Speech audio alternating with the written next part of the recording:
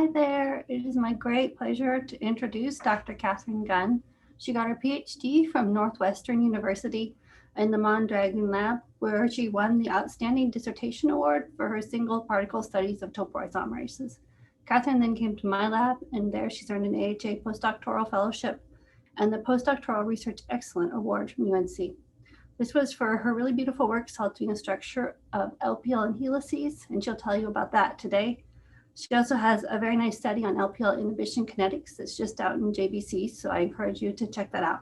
Kathryn is a really great biophysicist. She does cryo-EM, she does single particle studies, kinetics, and biochemistry. She's a joy to have in the lab. She fixes everything, and everyone enjoys learning from her. So please enjoy this study today.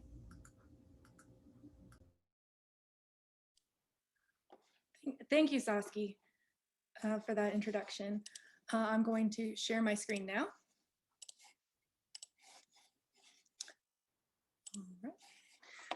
And also, I want to thank Mike and the other organizers for inviting me to give my talk here today and to share with you guys this research that I've done solving the structure of helical lipoprotein lipase. And then also how that relates to the storage of lipase in the cell. There we go. So just to start with a little background on lipoprotein lipase. So LPL is a secreted enzyme that is both secreted and regulated in a nutritionally dependent manner. So after LPL is synthesized in the ER and matured in the Golgi, it's transferred into storage vesicles where it waits until a signal arrives at the cell, perhaps insulin or something like that, that will say, oh, we need to have some LPL out here.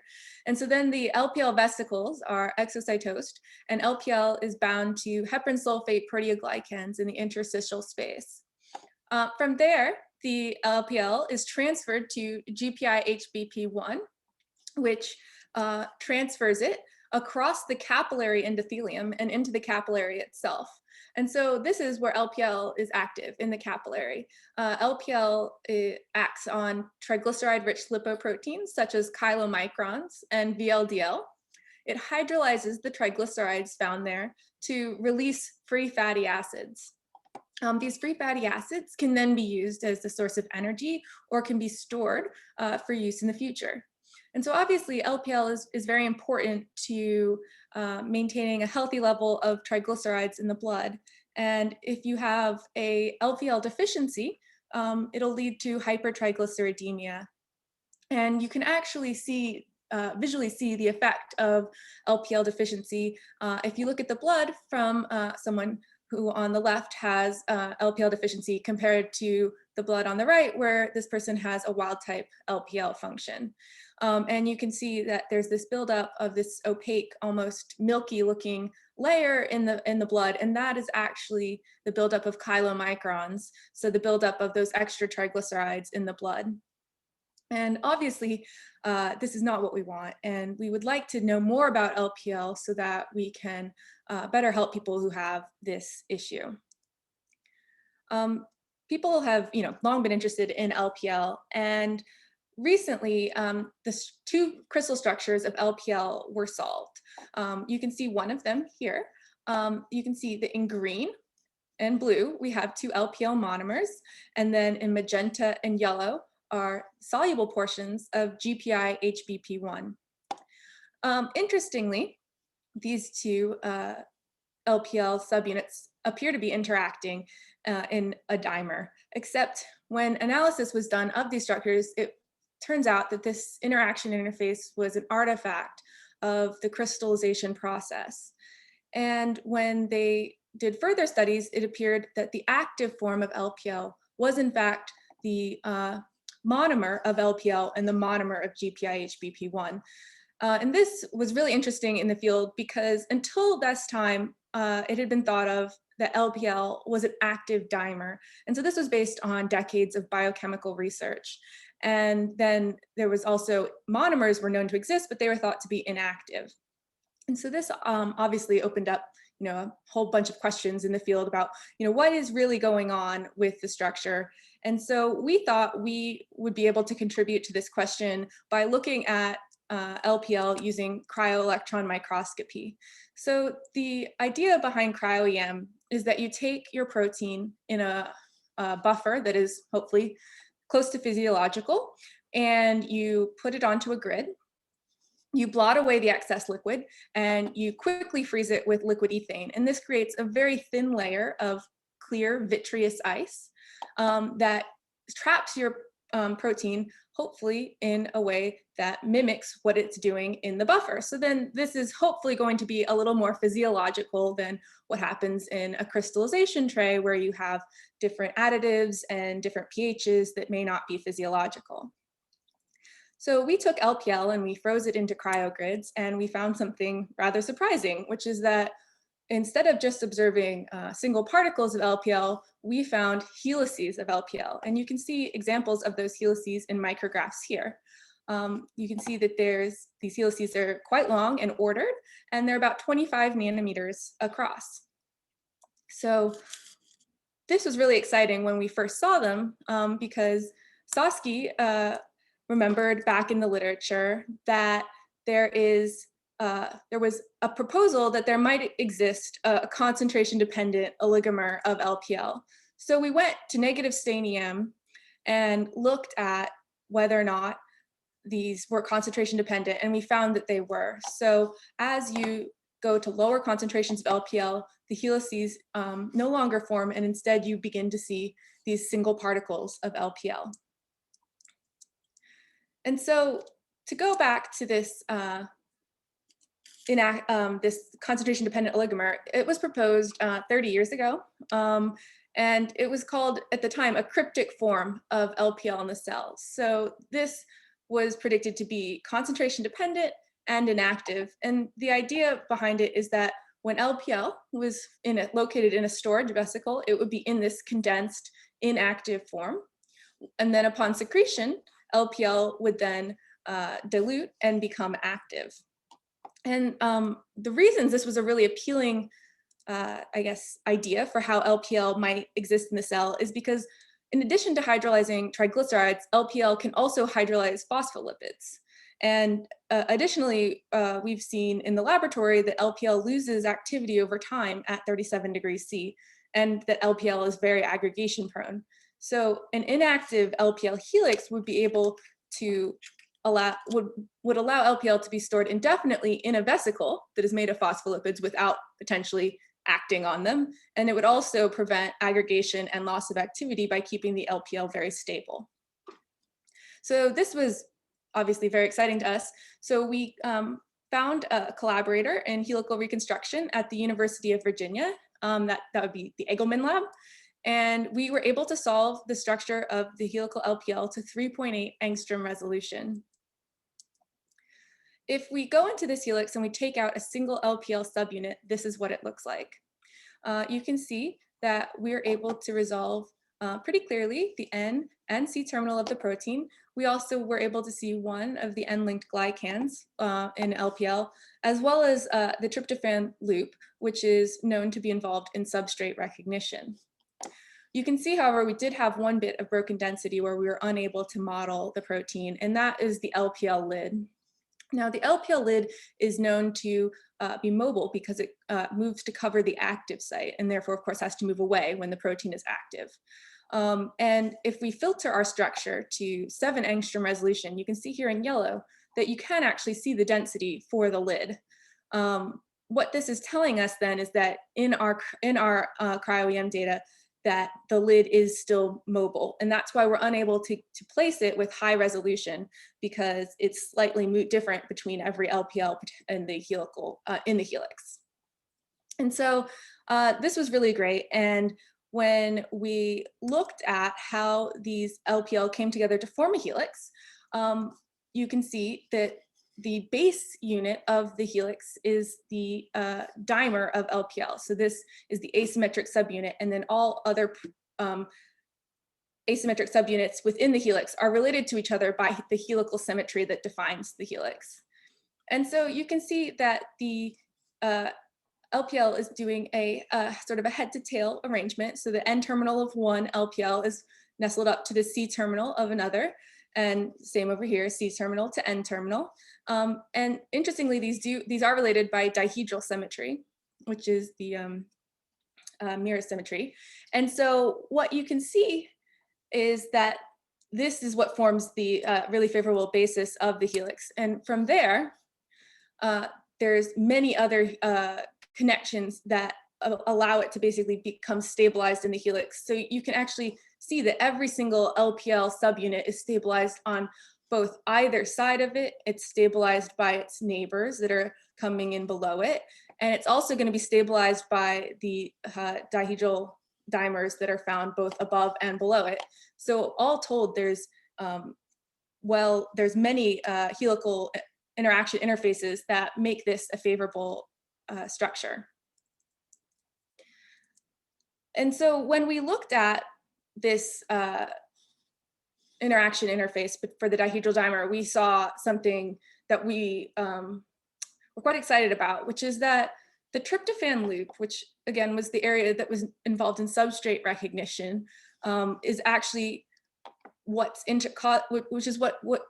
creating the dimerization interface. And you can see that the tryptophan loop is actually reaching into the active site of its partner LPL, and it's occluding it. So the active site residues are not accessible in the helical structure.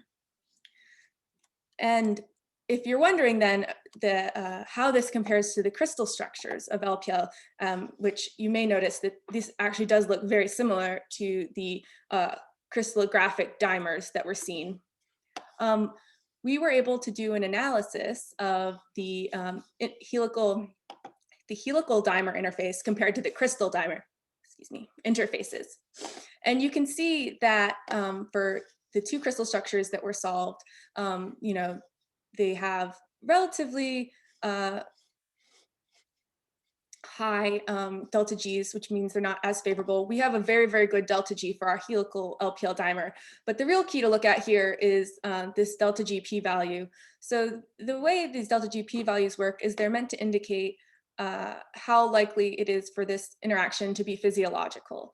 So they're meant to help tell basically if something is a crystallographic artifact or a real interface. And the way you can interpret these is that the closer you are to zero, the more likely it is to be a physiological interface. As you get away from zero, then it's more likely to be an artifact. So you can see that the dimerization interfaces for both of the crystal structures are most likely artifacts of the crystallization process, whereas the helical LPL dimer is extremely favorable and likely physiological. So our next thought was that we needed to go ahead and prove that these helices are inactive. So we know that the tryptophan loop is blocking the active site, but how do we show that? We wanted to do an activity assay, but we immediately ran into a problem, which was that when we put LPL with one of its substrates, and in this case, you can see here negative stain images with intralipid, which is a soybean fat emulsion that mimics the triglyceride-rich lipoproteins that LPL acts on in vivo. You can see that when we put in just the littlest bit of intralipid, so 0.01%, we lose the helices. So the substrate is actually causing the helix to break up. And so this, obviously was a little confounding, as we wanted to do an activity assay, but you need a substrate to do an activity assay. So we were thinking about it, and then at that time, a paper was published that reported on syndecan-1, which is a heparan sulfate proteoglycan. So syndecan-1 helps mediate LPL secretion. And this paper reported on the importance of the heparan sulfate chains in mediating LPL secretion. And so this actually gave us an idea, which was to look at the locations of the heparin residues in our helix. And as you can see indicated here in blue, the heparin binding residues all face the outside of the helix. And if we look at what that would look like relative to syndecan-1, we know that syndecan-1 has heparan sulfate chains that range from in length from 20 to 150 nanometers. And so compared to our 25 nanometer helix, this would be a really great way to potentially bridge across portions of the helix to stabilize them while they're in a vesicle. And so to see if this had an effect, we added heparin, which is a good analog to heparin sulfate, to our conditions. And what we found is that LPL helices were stable at much lower concentrations than we'd been able to observe with just LPL alone. And so this gave us a lot of hope. So we put in intralipid again to see what happened with substrate. And sure enough, the LPL with heparin was able to persist in its helical form in the presence of intralipid. So this finally allowed us to do the activity assays that we'd been wanting. And the basic thought behind them was that we would have LPL that was not in helices, and we would expect this to rise in a linear fashion in free fatty acids released. Whereas when helices formed, you would expect to see a leveling off because the LPL would be sequestered into the helix and therefore no longer available to release free fatty acids and be active. And so we use negative stain EM data to determine the point at which the LPL helices were able to form in the presence of 4% intralipid, which was our condition. And we found that they began to form around 2 micromolar LPL. And as you can see, after the helices begin to form, we see a significant decrease in the free fatty acids that are released, showing that indeed, once the helices form, they are inactive and we see less LPL activity. And so this confirmed that what we were looking at was in fact an inactive and concentration dependent oligomer of LPL, which, to go back to that originally proposed cryptic form, seemed like we were ticking off all the boxes. But it did leave one last part of that theory that we hadn't checked yet. And that was the idea that this form of LPL would be located inside of vesicles. So in order to do that, I worked with a graduate student in the lab, Ben Roberts, to do fluorescent microscopy. So he used stimulated emission depletion microscopy, or STED microscopy, which is a form of super resolution microscopy where you can get about 50 nanometer resolution. And so he looked at 3T3 adipocytes, which endogenously express both LPL and syndican-1. And when we did that, we were able to see that the LPL appeared to be forming filament-like structures inside of vesicles. And you can see the LPL here in magenta, and then the syndican-1 sort of around it in green, because again, the syndican-1 is membrane anchored. So this was really exciting to us. These filament-like structures seem to suggest that LPL was not behaving as one might expect for a normal soluble secreted protein in a vesicle. But to confirm that, we wanted to actually check on what a soluble secreted protein looks like in a vesicle. So we chose to check adiponectin, which is also endogenously found in 3T3 cells. And sometimes it's even found in the same cells as LPL. So you can see here that if we look at a vesicle that has both LPL and adiponectin in it, we can see that the adiponectin takes on what appears to be more of a Gaussian distribution, so a normal distribution where the protein is spread throughout the vesicle, while the LPL is segregated to either side of the vesicle with a significant decrease in the middle, seemingly indicating that it is forming a filament and acting along the sides of the vesicle rather than being distributed in the middle. So the next question we had was, can we be sure that this is in fact the helix of LPL that's causing this filament-like structure? So to get at this question, we created mutations in the helical interface of LPL. So as you may remember, the dimerization interface, which is mediated by this, the tryptophan loop of one LPL into the active site of the other, is sort of the base of the helix. It's the most favorable interaction interface. And so what we did was we disrupted that interface. We mutated the 3 tryptophan residues located in the tryptophan loop to asparagine's. And when we did that, we were able to transfect syndican-1 and wild-type LPL or mutant LPL into HEC293 cells. And Ben, once again, looked at these with STED microscopy. And what we see is that with syndican-1 and the wild-type LPL inside of vesicles, you see a very beautiful filament structure. But when we look at the LPL with the 3 asparagine mutations in place of the tryptophans, which is no longer able to form helices, we then see that there is just a more standard distribution. We no longer see the filaments inside of the vesicles that we saw before. And so taking this all together, we conclude that after LPL is matured in the Golgi, it's then targeted into specific storage vesicles by syndecan-1. And this syndecan-1 heparan sulfate proteoglycan helps stabilize the formation of an inactive LPL helix. The LPL helix is very beneficial because it prevents LPL from acting on phospholipids. It also keeps it from aggregating or losing activity until such time as the signal comes for LPL to be released.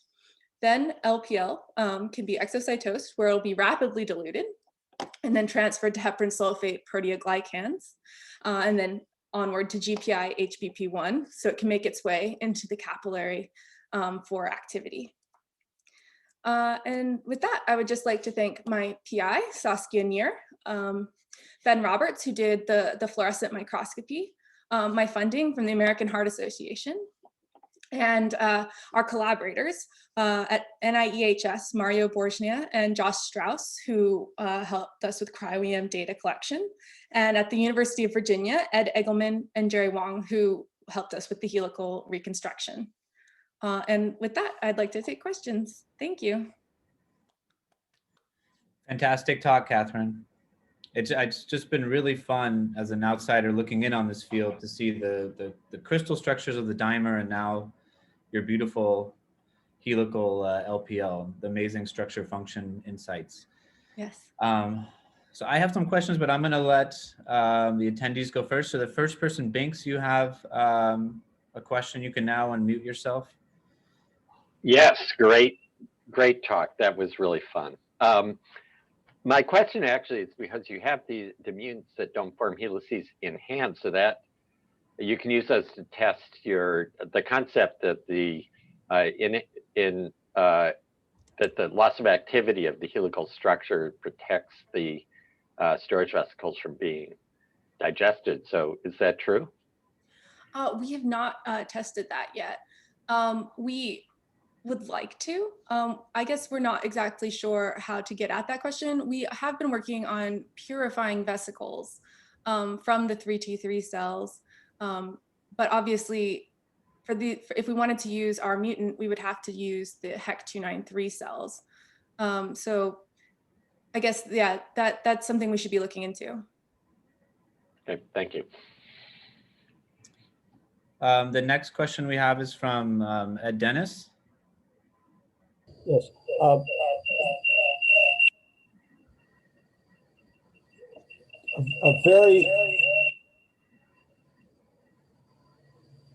Got some feedback, Ed. Yes, just a minute. A very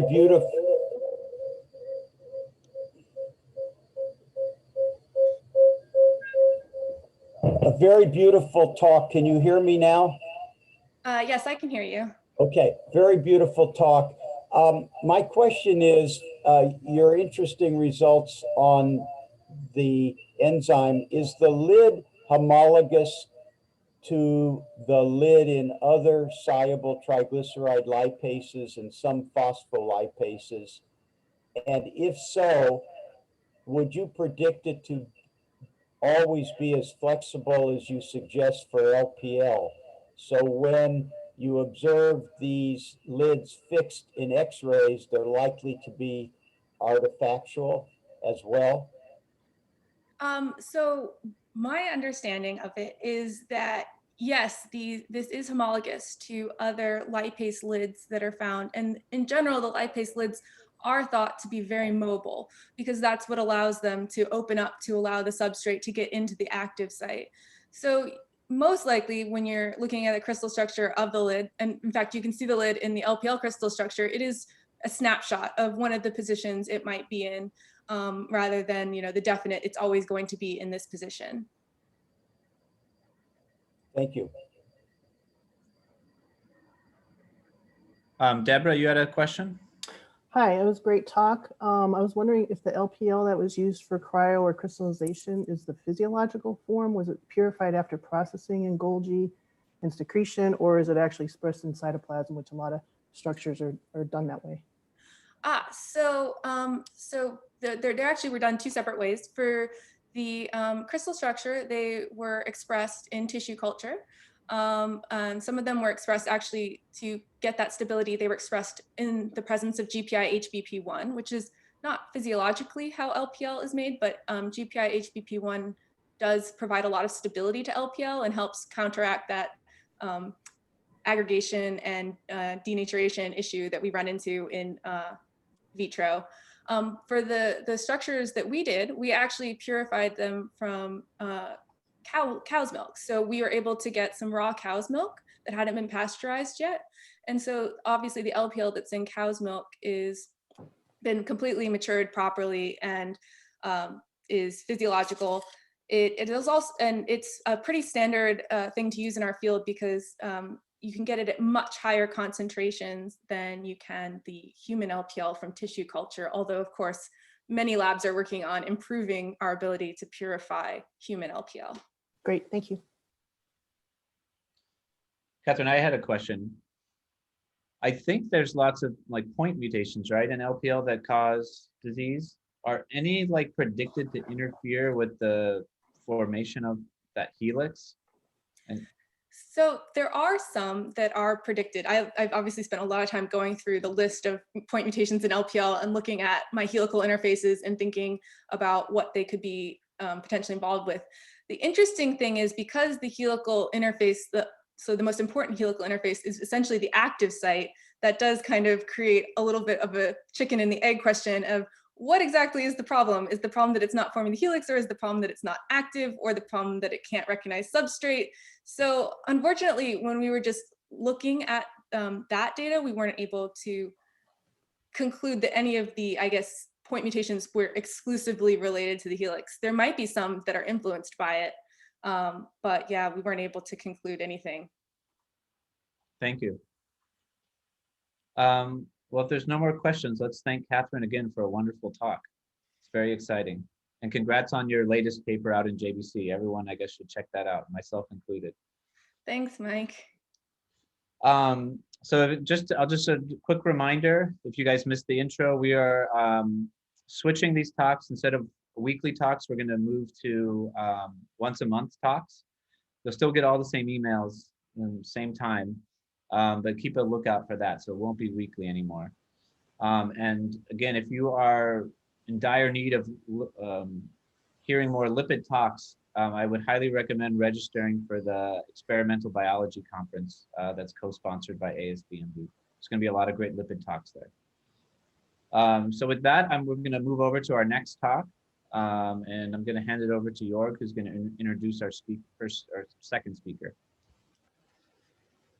Yeah, great. So my name is Jörg Herrn. I'm from the University in Hamburg in Germany, and it's my great pleasure now to introduce Alexander Fischer.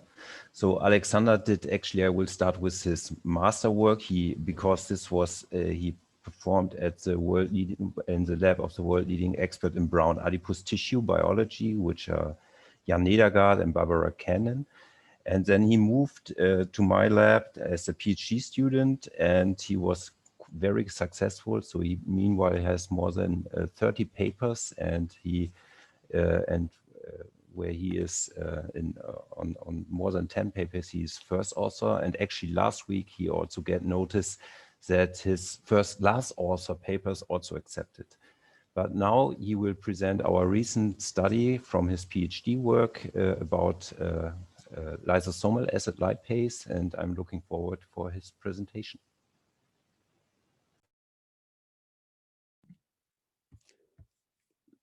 Thank you, Jörg, for your kind introduction. And of course, thanks to the organizers for inviting me to talk here today. I hope you can all see my screen. Yeah, so I'll jump straight into it. I'm going to talk about lysosomal lipid processing, lipoprotein processing in endothelial cells and how that affects brown fat and beige fat, bright beige fat thermogenic adaptation. And just to make sure we're all on the same page, there are different types of adipose tissues. We have the kind of classical white fat which is mainly there to store lipids. And you can see that here. Those are triglycerides stored in these gigantic lipid droplets. Then we have brown fat, which, as you can see, looks very different, composed of lots of small multimolecular lipid droplets, highly vascularized. And what you can't see here contains tons of mitochondria. And then we have a third type of tissue, which is the bright or beige fat, where you can see that upon cold exposure or activation of adrenergic receptors, we see the appearance of these brown-like cells within what is usually a classical white fat depot. And the whole thing works in a system in which, in response to cold or certain dietary ingredients, for example, we have an activation of the sympathetic nervous system, a release of norepinephrine, which then activates beta receptors and triggers a downstream signaling cascade involving protein kinase A, which then eventually leads to an activation of lipolysis. And it's thought that fatty acids that are released by lipolysis and probably also by other means can then activate this unique protein UCP1 or uncoupling protein 1, which resides in the inner mitochondrial membrane and which can transfer protons or proton equivalents across the inner membrane, thereby releasing the proton gradient. And instead of producing ATP out of this energy, it releases it in form of heat. And this is the main product of brown or bright beige fat activity, is heat production. But of course, if we have this high metabolic activity, we also need some sort of replenishment of the energy stores to fuel this metabolism. And while glucose is commonly used as a readout for brown fat activity, glucose uptake, it's actually been shown by our lab and others that the main fuel source seems to be triglycerides that are transported in the blood in form of triglyceride-rich lipoproteins, or TRLs. And we've heard a little bit about that already in the previous talk. So just a brief reminder: when we eat something, a fatty meal, we have the uptake of lipids in the intestine, and then these lipids can be secreted into the bloodstream in so-called chylomicrons, which are lipoproteins that have a phospholipid monolayer that makes them hydrophilic, and then a hydrophobic core in which the triglycerides are transported. And in times of starvation, white fat can release fatty acids. They are shuttled to the liver, and then the liver repacks them into a different type of TRL, which is called VLDL, very low density lipoproteins. As we already heard before, these lipoproteins can interact with lipoprotein lipase on the endothelium of metabolically active tissues, resulting in TG hydrolysis, release of fatty acids, and they can then be used by the underlying tissue. But this also creates a kind of leftover particle, the so-called TLL remnants, that are then thought to usually be cleared by the liver in an LDL receptor and LRP1 dependent pathway. But I want to show you today that actually brown fat can do something with these particles as well. Then just a quick thing, why do we care about this? Why do we care about brown fat and lipid uptake? Some of the earliest studies was done by my friend Alex Bartlett, former PhD student and postdoc in Jörg's lab, who showed that brown fat has a very high capacity to clear lipids. As you can see here, this is a hyperlipidemic ApoA5 knockout mouse model. You see the plasma is totally milky, kind of like the LPL knockouts we saw before. And then upon cold exposure and activation of thermogenesis, you see within 24 hours, this plasma gets cleared. And this is not only true for mice, it's also true for humans, as very elegantly shown recently this year, actually. So this is a study where the authors retrospectively classified humans in either having brown fat or not having brown fat. The brown fat group is the brown one here, and then looked at metabolic parameters. And they found that not only did brown fat positive people have lower incidence of type 2 diabetes, but also of dyslipidemia. And as you can see here, also lower levels of blood triglycerides, which then was associated with lower risk for cardiovascular events. Now, how does this look? How can we visualize this? One of the tools developed by Ollie in our lab is that we use lipoproteins that we reassemble, and in the core of these particles, we can embed nanoparticles. In this case, those are quantum dots that are usually, for example, used in TVs for giving nice bright colors. And the cool thing about these guys is you can see here, these are our lipoproteins under visible light. It's just a milky solution. But upon UV excitation, we get this very strong non-bleachable, non-photobleachable signal. And this we can use in intraviolent microscopy. So what you see here on the top is the brown fat of a living mouse. We're looking into the brown fat of the living mouse. You see here the tissue morphology with lipid droplets and blood vessels. And then here you see that in this non-activated brown fat, there is very little going on when we inject our red lipoproteins here. And that looks very different when we look at an active brown fat. You see the tissue looks different. And also after injection, we see this massive spike in fluorescent signal within a few minutes after IV injection of our lipoproteins. And when we look a little bit closer at this in confocal microscopy, we can see that when we look at our lipoproteins and then GPIHBP1 as an endothelial marker, we can see that we have this tight co-localization of our lipoproteins, our TRLs, with the endothelial wall. But one thing we were wondering is that just interaction, or might this even be uptake? Because there were a lot of indications that brown fat might actually take up these particles. And for this, we again used our lipoproteins, but this time we put in spios. Those are super paramagnetic iron oxide nanoparticles, and they give a nice negative contrast in MRI. So as you can see here, we're looking at a section through the mouse in MRI, and you can see here the arrow. This is a brown fat depot before injection of our lipoproteins, and then after injection of the TRLs, you see it's much darker. So we have a contrast that is generated by these spios. And now a nice tool to study whether whether lipoprotein has been taken up or not is using heparin. Heparin can wash off all lipoproteins that are just bound to the endothelial surface. And this is what you can see here. Upon injection of our SPIO-TRLs, the signal goes down, meaning the negative contrast increases and it gets more black. There's more uptake. Now, if we pre-inject heparin, this doesn't happen. So no interaction, no uptake, no signal. Now, if we inject heparin after 1 or 5 minutes after injection, you see initially the signal goes down, but then goes up again, meaning we probably just wash off everything that is bound.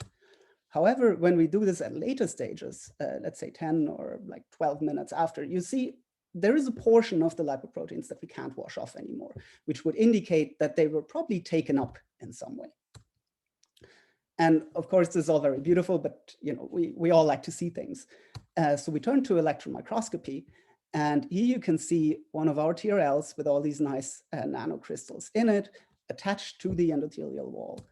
And then with time, we see that these particles shrink and get more closely attached to the endothelial surface. And then eventually we find these particles within compartments in the cell, which to us would indicate that this is some sort of uptake.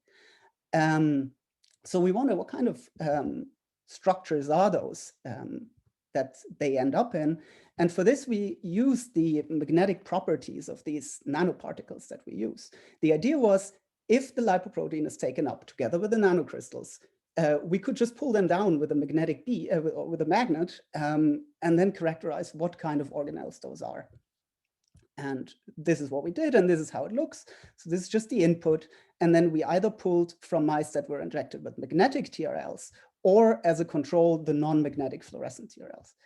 And as you can see, we don't pull any other organelle markers, but what we find is that we can detect markers of the endosomal and lysosomal compartment, which to us would indicate that these particles really end up in the intracellular endocytotic pathway.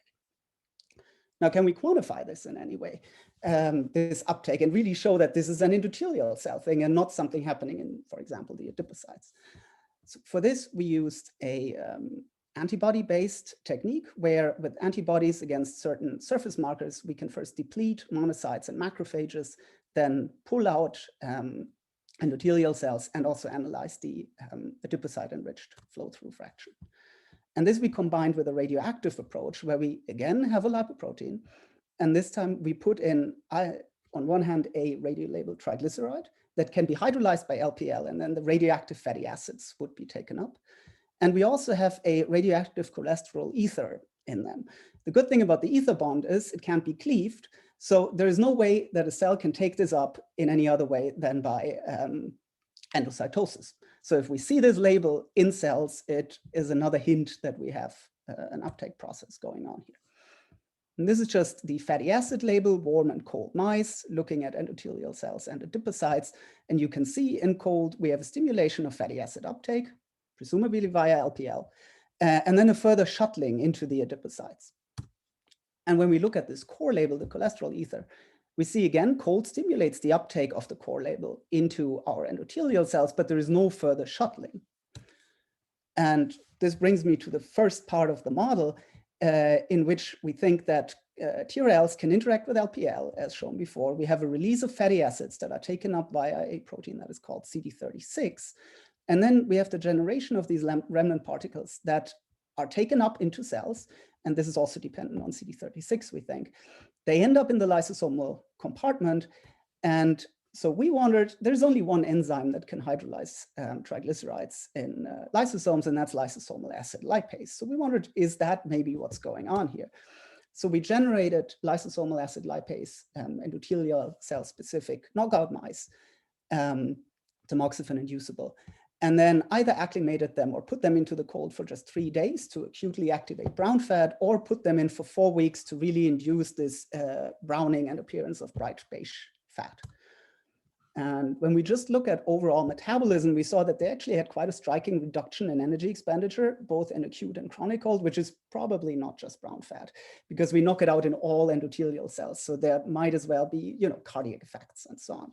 But more specifically, when we look at nutrient uptake into brown fat or into bright beige fat, we see that this was reduced here in our knockouts, both for glucose, but also for triglycerides, which would indicate that the tissue might be less active. And when we look at the morphology, for example, of bright beige fat, you see in the wild-type mice after chronic cold exposure, we have all these nice multilocular bright cells in there. Well, we can detect very few of them in the knockouts. And this was also confirmed when we looked at the gene expression and protein expression of thermogenic marker genes, like UCP1, for example, that were reduced in the knockouts. And we also measured protein levels that were lower. We measured the activity of UCP1 by CL injections. They were also lower. Now, we have a knockout in endothelial cells. So we, of course, wondered, is there an endothelial phenotype? Could this be part of the explanation for this phenotype here? And what you see here is CD31 staining for endothelial cells in brown or bright beige fat. And you can see that in our knockouts, we had reduced endothelial density.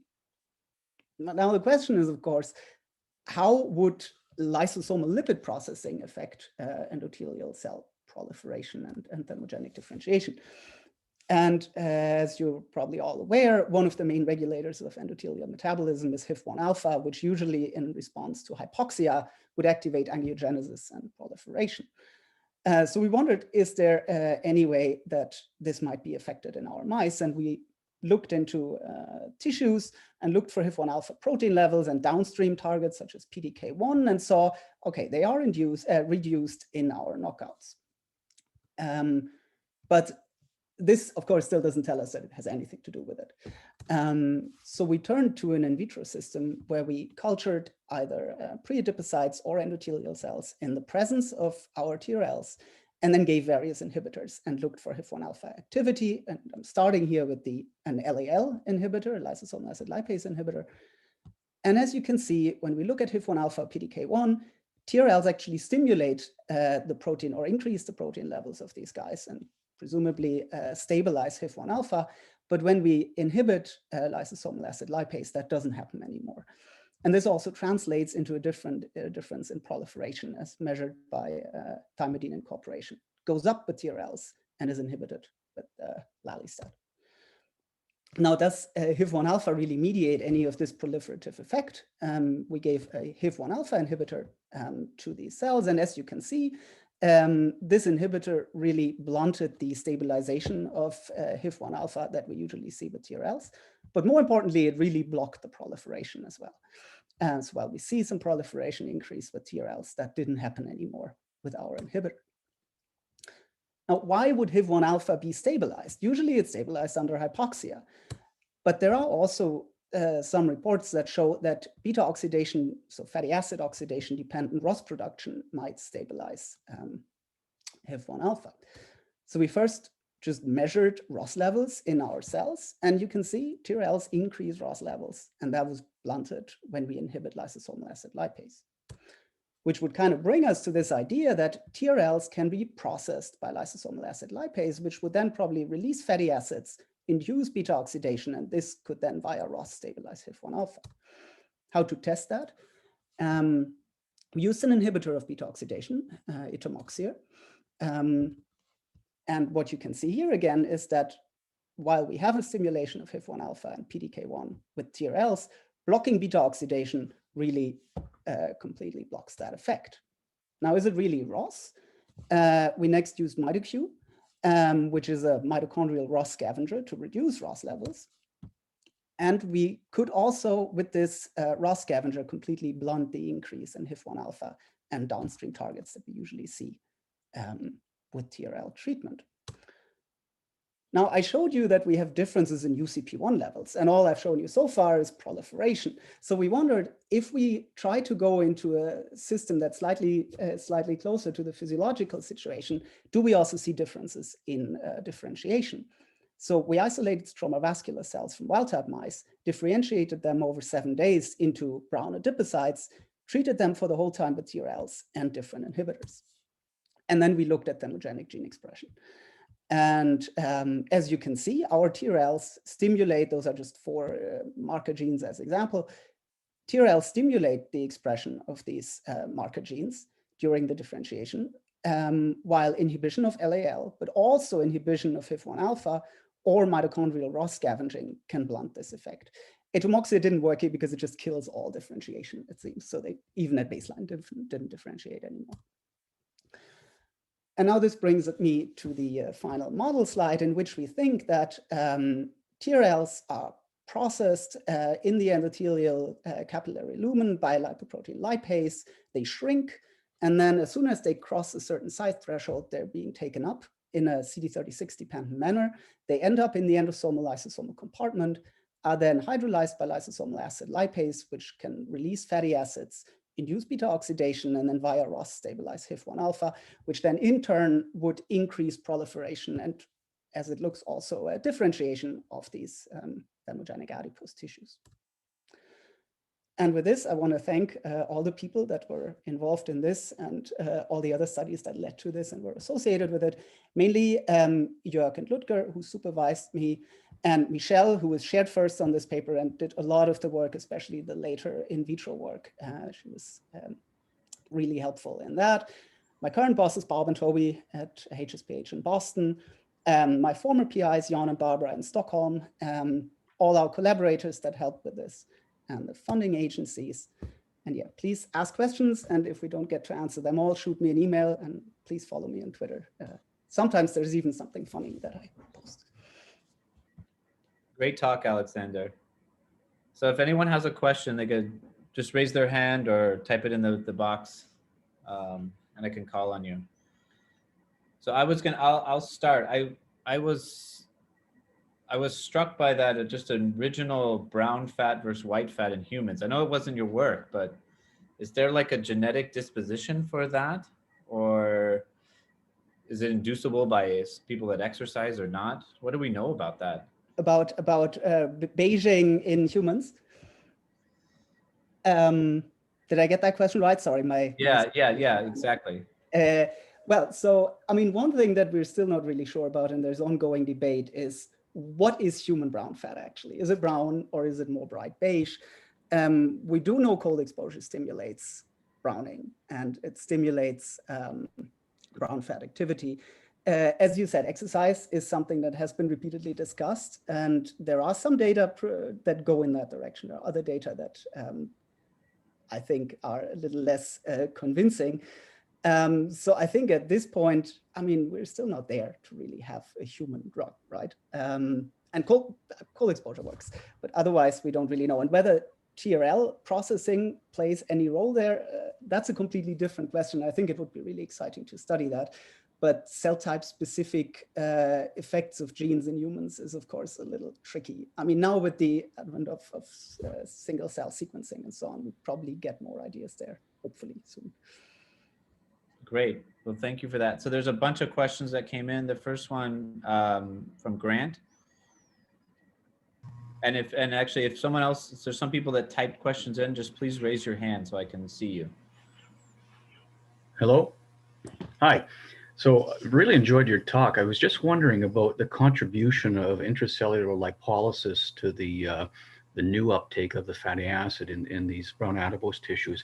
I'm wondering if you've considered using something like treating the animals with, say, niacin, which would potentially block mobilization of fatty acid from adipocytes, and then determining what impact that might have on the fatty acid uptake when you cold expose these animals or induce. That's a very good question. We haven't done that in the LAL knockouts. But you are right that we've done some earlier studies where we depleted lipids. You know, within the first few hours, lipid content goes down after cold exposure.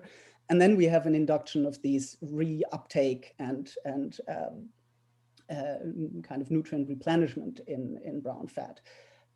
What is actually interesting, and Mohan, a colleague of mine in Bob and Toby's lab, has shown that is, even though intracellular lipolysis seems to be one of the drivers of thermogenesis, if we inhibit all lipid droplet formation in brown fat by inhibiting or by deleting DGAT1 and DGAT2, the brown fat is still functional. And Rudi Zechner's group in Graz has shown similar things with the ATGL knockouts. So even though there is clearly a tight connection between lipolysis and uptake, it seems that this uptake can actually compensate for a loss of lipolysis or intracellular lipid storage. So I think brown fat is pretty good at always trying to find a way to get energy and produce heat, because it's such a central thing, especially for smaller rodents that otherwise would have to rely on shivering, and that clearly doesn't make them happy. Thank you. Maurizio, you had a question? Yes, actually, I do have a question, actually, a couple of questions, if I can. First of all, do you see a role of your system in the non-classical thermogenesis described by Shingo Kajimura, which is a UCP1 independent thermogenesis mediated by circa calcium cycling mechanism? And second, we demonstrated a couple of years ago, 3 years ago, a role of epigenetics in inducing browning of white fat by inducing futile cycle of fatty acid metabolism. Do you think your system can also somehow get involved in this type of mechanism that have been shown and epigenetic level at the epigenetic level? Very good question. So we haven't looked at either circa or fatty acid cycling, or let's say creatine cycling in those mice. We've looked at some gene expression, but not really measured it functionally. But what we do see is it seems that we have an effect on pretty much the entire cascade from proliferation all the way to differentiation and mitochondriogenesis. So I really wouldn't be surprised if this was a kind of broad problem that the tissue has.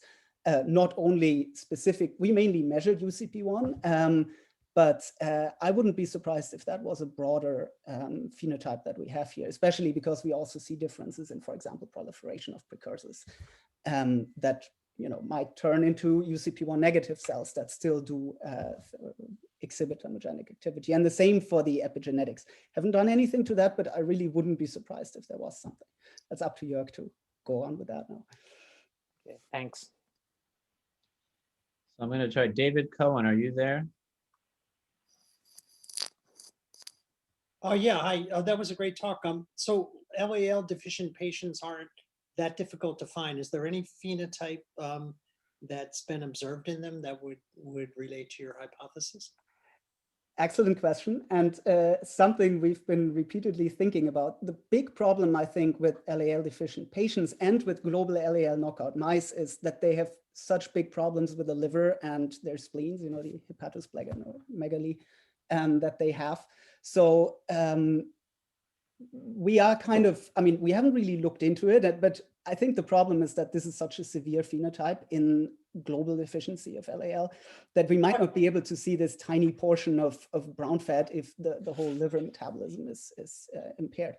It Well, has been but I shown mean, by- that's in the most severe, presentation. The penetrance, can be pretty subtle in those patients.